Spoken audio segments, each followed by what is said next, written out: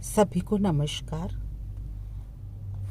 हम आज treatment of fever इस पे चर्चा करने जा रहे हैं। कल हमने फीवर क्या है और फीवर कई प्रकार के होते हैं, आपको एक्यूट फीवर, क्रॉनिक फीवर के बारे में बताया था, और जो मेटाबॉलिक चेंजेस फीवर के दौरान होते हैं उन पर अपन ने डिस्कस किया था। आज हम ट्रीटमेंट ऑफ फीवर अर्थात बुखार में उपचार किस प्रकार से करेंगे इस पे चर्चा करने जा रहे हैं।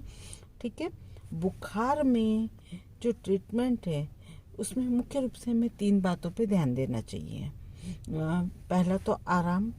रोगी जो है या जो बुखार से ग्रसित व्यक्ति है उसे बिस्तर पर पूर्ण आराम की आवश्यकता होती है और उसे आराम करना चाहिए। दूसरा, हमें दवाइयाँ या मेडिसिन योग्य चिकित्सक को दिखाकर समय पे दवाई लेनी चाहिए और आपके फीवर के कारणों का पता लगाना चाहिए और फिर उसके अनुसार ट्रीटमेंट करना चाहिए। साथ ही जो आपका चिकित्सक है उसने जो भी सावधानियां बताई है उसको अपनाना चाहिए। तीसरा है, हमारी डाइट पर ध्यान देना चाहिए। बुखार में जो आपके पौष्टिक तत्वों की मांग है वह थोड़ी सी परिवर्तित हो जाती है, उसका विशेष ध्यान देना चाहिए। और ये मांग कैसी होती है इस पे अपन अब डिटेल चर्चा करते हैं। ठीक है, न्यूट्रिशनल रिक्वायरमेंट ड्यूरिंग फीवर, ये अपना आज मेन डिस्कशन का पॉइंट है। ठीक है, सबसे पहले फीवर में भोजन देने के या जो भी अपन फूड उसको देते हैं उसके कुछ सिद्धांत हैं। एक तो है हाई कैलोरी रिच डाइट देना चाहिए और हाई प्रोटीन रिच डाइट देना चाहिए। मतलब इस दोनों ही सिद्धांत का ध्यान रखते हुए डाइट प्लान करना चाहिए। तो अधिक कैलोरी युक्त आहार और अधिक प्रोटीन युक्त या हाई प्रोटीन युक्त आहार उसे देना चाहिए। तो अब आ जाते हैं हम सबसे पहले इस डाइट में इन सिद्धांतों का ध्यान रखते हुए किस प्रकार से न्यूट्रिएंट्स को हम देंगे। सबसे पहले अपन आते हैं कैलोरी पे। फीवर की स्थिति में शरीर का तापमान अधिक होने के कारण शरीर की कोशिकाएं, उत्तक मतलब सेल्स हैं, टिश्यूज हैं और जो भी तंतुज हैं उनका नाश होता है, वह अधिक होने लगता है। बेसल मेटाबॉलिक रेट भी क्या होती है, बढ़ जाती है। तो ऊर्जा की मांग जो होती है 50% तक अधिक हो जाती है। और अगर फीवर तीव्र है तो तंतुओं का क्षय अधिक होता है, तो इसकी मात्रा और भी बढ़ाई जानी चाहिए।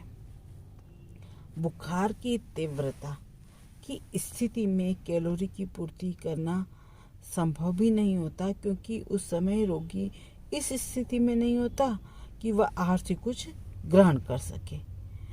इसलिए जब बुखार उतर जाता है तब उसे हमें उच्च कैलोरी युक्त या हाई कैलोरी युक्त डाइट उसे देना चाहिए। कैलोरी कैसे देनी चाहिए, दैनिक जो भी मांग है उससे 50% अधिक देना चाहिए। ठीक है, दूसरा हम आते हैं प्रोटीन्स। बुखार में प्रोटीन का मेटाबॉलिज्म काफ़ी बढ़ जाता है, इसलिए क्या होता है, प्रोटीन की रिक्वायरमेंट भी बढ़ जाती है। दैनिक आवश्यकता से 50% अधिक प्रोटीन की उस समय ज़रूरत होती है। प्रोटीन भी क्या होना चाहिए, हाई क्वालिटी और हाई बायोलॉजिकल वैल्यू वाला होना चाहिए। जो हम एनिमल सोर्स से प्राप्त जो प्रोटीन्स होते हैं उनका वो हाई बायोलॉजिकल वैल्यू वाला होता है और उसका सेवन हमें अधिक करना चाहिए, क्योंकि इसमें समस्त एसेंशियल अमीनो एसिड्स अधिक होते हैं जो कि हमारी टिश्यूज़ हैं या तंतुएं हैं या हमारे कोश हैं, मतलब सेल्स हैं, उनके भरण पोषण और निर्माण में सहायक होते हैं। दूध का भी अधिक सेवन हमें करना चाहिए। तो प्रोटीन जो है सामान्य अवस्था से 50% अधिक देना होता है। अब तीसरा हम आते हैं कार्बोज कितने देंगे। अब बुखार की स्थिति में हमें हाई कैलोरी की आवश्यकता होती है, क्योंकि हमारी अधिक ऊर्जा व्यय होती है।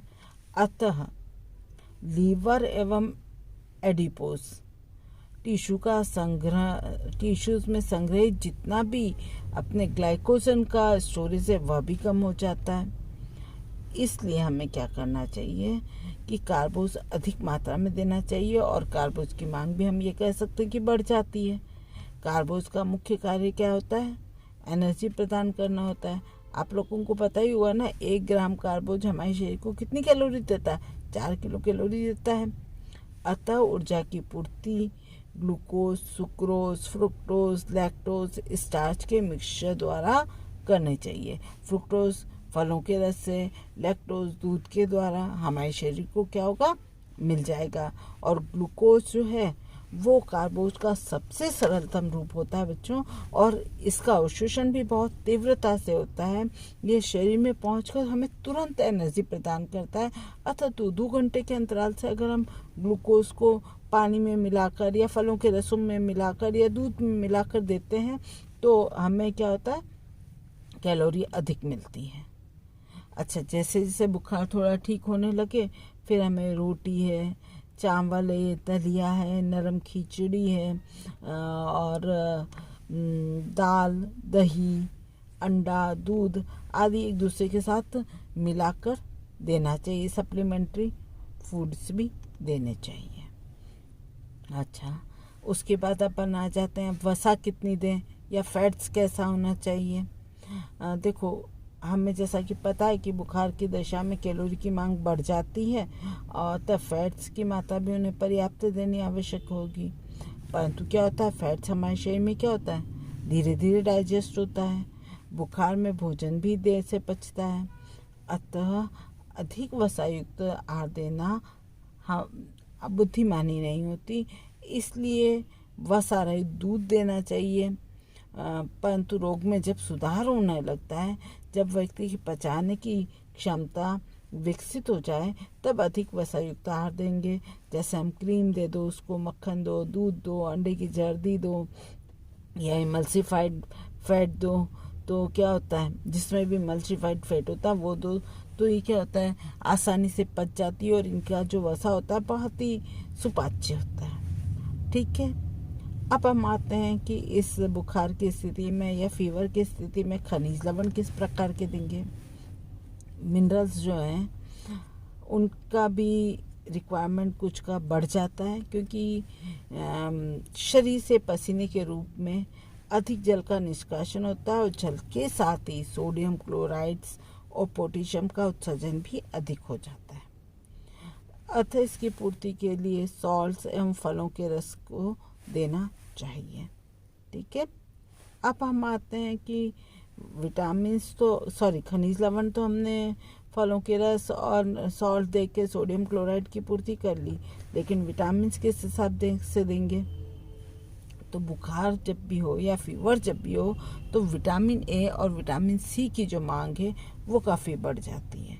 कैलोरी की मांग चूँकि बढ़ी हुई होती है, इस कारण B1 और B2 तथा नाइसिन की मांग भी बढ़ जाती है, क्योंकि 5 मिलीग्राम B1, 0.6 मिलीग्राम B2 और 0.5 मिलीग्राम B1, 0.6 मिलीग्राम B2 तथा 6.6 मिलीग्राम नाइसिन प्रति 1000 कैलोरी के अनुपात में आवश्यकता होती है।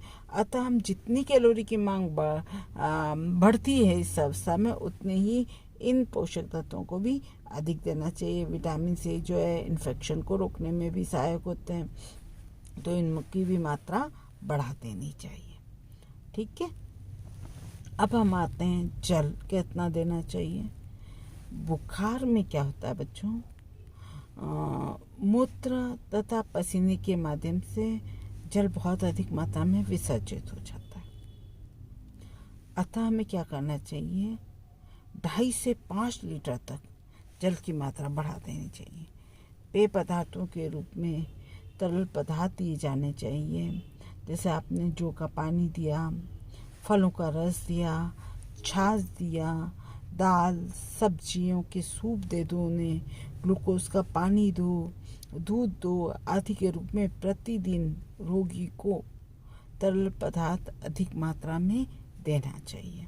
इस तरह क्या होता है कि हमें बुखार की स्थिति में अधिक पोषक तत्व दिए जाने चाहिए। तो ये थे बुखार की स्थिति में जो रिकमेंडेड डाइटरी अलाउंसेस थे वह थे। ठीक है, आज हम इतना ही करते हैं। कल हम आगे पढ़ेंगे कि हम आहार नियोजन करते समय हम किन किन बातों का ध्यान रखेंगे बुखार की अवस्था में।